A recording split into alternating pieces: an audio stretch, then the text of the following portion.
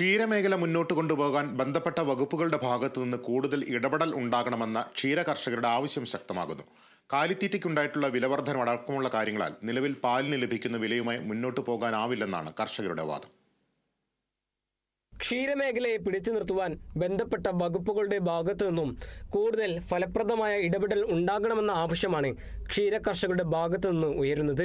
വർഷങ്ങൾക്ക് മുമ്പ് പാൽ വില വർദ്ധിച്ച കാലയളവിൽ 700 രൂപയായിരുന്നു ഒരു ചാക്ക് കാലിത്തീറ്റയുടെ വില. ഇന്ന് കാലിത്തീറ്റയുടെ വില ഇരട്ടിക്കടുത്ത് വർദ്ധിച്ചതായി കർഷകർ പറയുന്നു.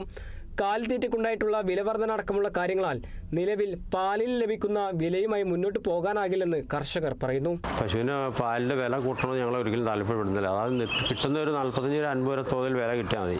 ഈ പാല് പുറമെ കൊടുക്കുന്ന 60 രൂപ തോതിൽ ആളുകൾ വാങ്ങുന്നുണ്ട്. മിൽമയുടെ പാൽ 58 രൂപ വിലക്കാണ് മിൽമക്കാർ തന്നെ പാക്ക് ചെയ്ത് കൊടുക്കുന്നത്. 58-60. കർഷകന് ആ വില കിട്ടുന്നില്ല. കർഷകൻ്റെ വില എന്ന് പറഞ്ഞാൽ 40, 41, 42. വില കൂട്ടുവാണെന്ന് ഇവർ പറയുന്നുണ്ട്, എങ്കിൽ പോലും വില കൂട്ടുന്നില്ല. കർഷകനെ ചൂഷണം ചെയ്യുന്ന ഒരു പരിപാടി കണ്ടുകൊണ്ടിരിക്കുന്നത്.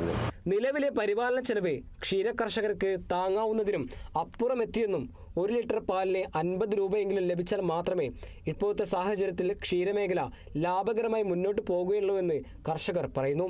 കോവിഡ് കാലത്തെ അടച്ചിടലിൽ വരുമാനം നഷ്ടമായവർ പലരും ജീവിതമാർഗം തേടി ക്ഷീരമേഖലയിലേക്ക് തിരിഞ്ഞു. എന്നാൽ പരിപാലന ചെലവ് താങ്ങാനാകാതെ വന്നതോടെ പലരും ക്ഷീരമേഖല ഉപേക്ഷിച്ചു കഴിഞ്ഞു. വേനൽ കനക്കുന്നതോടെ തീറ്റപ്പുല്ലിന് ലഭ്യത കുറയും. ഈ സമയം തീറ്റ പുറമേ നിന്ന് വിലക്ക് വാങ്ങി പശുക്കൾക്ക് നൽകേണ്ടി വരും. ഇത് ക്ഷീര കർഷകർക്ക് പിന്നെയും ബാധ്യത സമ്മാനിക്കും. Kerala vision news, Idukki.